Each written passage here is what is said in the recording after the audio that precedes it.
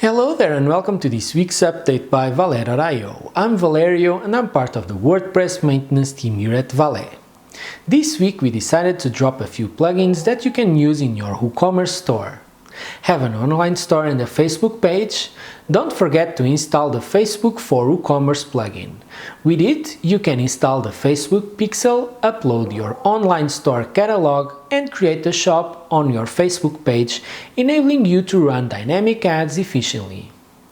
If you run a restaurant or a store that offers local delivery, your customers may not want to open the door to receive the order and prefer to pick it up at their door. The Leave at the Door for WooCommerce plugin gives a small checkbox just before the Place Order button at checkout that asks customers if they would like their order to be left at their door. How about adding some shipment tracking to your orders? With WooCommerce shipment tracking, you can provide customers with an easy way to track their shipments.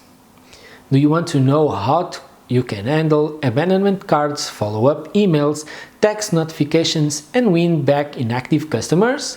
We might have a solution for you here at Valet. Drop us an email at hello@valet.io and schedule a talk with us. That's it for the week. Have a wonderful weekend.